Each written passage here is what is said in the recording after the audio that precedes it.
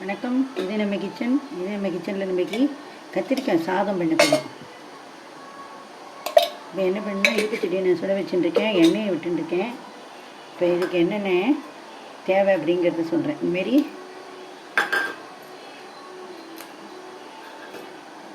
மிளகாய் வத்தல், நீட்ட மிளகாத்தூள் ஒன்று, காஷ்மீரி சில்லி ஒன்று போட்டுருக்கேன். இது எல்லாமே நம்ம தனி மிளகாத்தூள் போட்டு போயிடும், அதனால் இது குறைச்சுண்டாச்சு. பெருங்காய கட்டி இது எண்ணெயில் போட்டுருக்கு. நல்லா ஒரு டேபிள் ஸ்பூன் அளவுக்கு தனியா, அதேமாரி ஒரு டேபிள் ஸ்பூன் அளவுக்கு கடலைப்பருப்பு,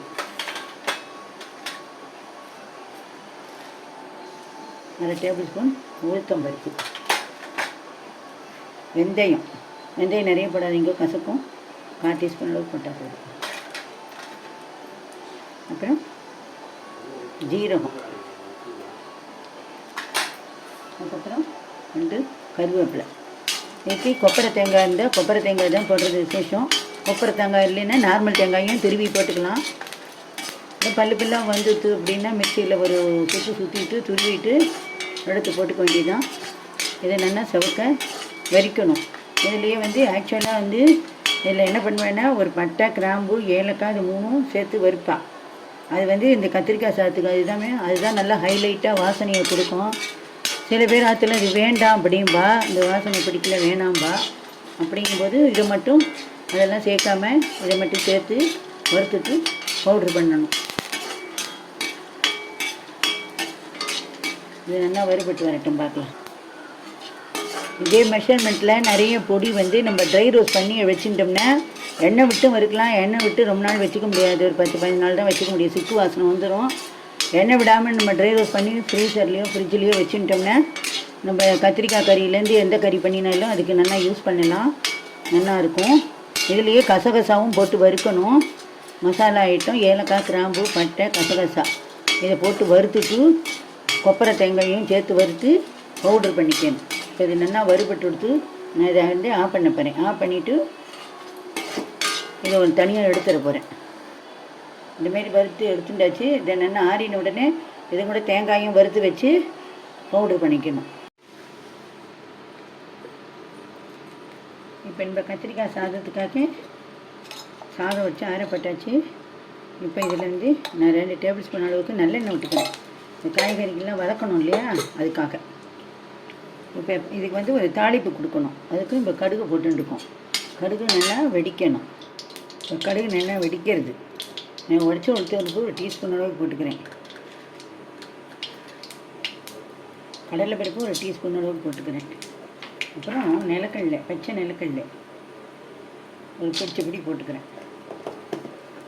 இது நல்லா வறுபடணும், சிம்மில் வச்சு வறுக்கணும். இப்போ நம்ம போட்ட பருப்புகள்லாம் வதங்கி வறுபட்டு எடுத்து தக்காளி, நான் 2 தக்காளி வச்சுருக்கேன். இந்த 2 தக்காளியும் இதை நல்லா குழையிற மாரி வதக்கணும். இதுக்கு உப்பு போட்டுக்கிறேன். இந்த தக்காளி, கத்திரிக்காய் இதுக்கெல்லாம் தேவையான அளவு உப்பை போட்டுட்டாச்சு. மஞ்சப்பொடி 1 டீஸ்பூன் மஞ்சப்பொடியும் போட்டுட்டேன். ஒரு அரை டீஸ்பூன் அளவுக்கு தனி மிளகாத்தூள் தனியாக நம்ம ஒரு வீடியோ போட்டிருக்கேன், யூஸ் பண்ணுங்க. தேவைப்பட்டதான் இது போய் பாருங்க. இது என்ன குழவம் வரணும். நான் போடுற வீடியோஸ்லாம் உங்களுக்கு பிடிச்சிருந்ததுன்னா லைக் பண்ணுங்க, ஷேர் பண்ணுங்க, கமெண்ட் பண்ணுங்க. கமெண்ட்ஸில் உங்களுக்கெல்லாம் என்ன ரெசிபி வேணும் அப்படிங்கிறதையும் சொல்லுங்க. இது நல்லா வதங்கட்டும். இப்போ தக்காளி முக்கால் தான் வதங்கிடுது. இந்த சமயத்தில் என்ன பண்ணுறோம், கத்திரிக்காய் போடுறோம். கத்திரிக்காய் நல்லா காம்பெல்லாம் எடுத்துகிட்டு நல்லா அலம்பி பொடியாக நறுக்கி மறுபடியும் ஒரு வாட்டி அலம்பிட்டு போடுறோம். இதுக்கு புளிஜெல்லாம் அதெல்லாம் தேவையில்லை. விடணும் அப்படின்னு நினைக்கிறவா ஒரு கொட்டைப்பா கழுவு விட்டுக்கலாம். இப்போ இது நல்லா எண்ணெயிலேயே இது வதங்கணும். வெங்காயம் போடணும் அப்படிங்கிறவா ஃபஸ்ட்டு தாளித்து கொட்டினே வெங்காயம் போட்டுக்கலாம். நான் இன்றைக்கி வெங்காயம் போடாமல் தான் பண்ணுறேன். நல்லா வதங்கி வரட்டும். இப்போ நம்மளோடது நல்லா வதங்கிடுத்து கத்திரிக்காய் சாதத்துக்கு. இப்போ சாதத்தை நல்லா நல்லெண்ணெயை கொட்டி நான் ஆற வச்சுருந்தேன்னா இதில் போட்டாச்சு. இப்போ அடுப்பை ஆஃப் பண்ணிடுறேன். பொடி நம்ம திரிச்சு வச்சுருந்தோம் இல்லையா, இந்த பொடியை போட்டாச்சு. இதை நல்லா ஒரு கலரி விட்டுறணும். இதில் கலரிட்டு மேலால் நல்லெண்ணெய் கொட்டணும். இது வந்து பெங்களூர் சைடெல்லாம் கர்நாடகா சைடெல்லாம் இந்த கத்திரிக்காய் சாதத்தை வாங்கி பார்த்தும்பா. அவள் ஒரு ஸ்டைலில் பண்ணுவா, நம்ம ஒரு ஸ்டைலில் பண்ணுறோம். அவளுக்குன்னு ஒரு ஸ்டைல் இருக்கும். அவளுக்கு பிடிச்ச டேஸ்ட்டு அப்பப்போ அவள் கொஞ்சம் மாற்றிக்க வேண்டிதான். இந்தமாரி மாற்றிட்டு இதுமாரி பண்ணணும். இதில் வெங்காயம் போட்டால் இன்னும் கொஞ்சம் டேஸ்ட்டாக இருக்கும். வெங்காயம் விரதம் அன்றைக்கெல்லாம் வெங்காயம் சேர்க்க முடியாது. அன்றைக்கி இந்தமாரி பண்ணி சாப்பிடுங்கோ. இது கொஞ்சம் நல்லா ஒரு 10 நிமிஷம் இப்படி இதிலே இருந்ததுன்னா நல்லா ஊறிடும். தேவைப்பட்டவன் நான் தக்காளி போட்டிருக்கேன். தேவைப்பட்டவன் அவர் கொட்டைப்பாக்க அளவுக்கு புளி ஜலம் விட்டுக்கலாம்.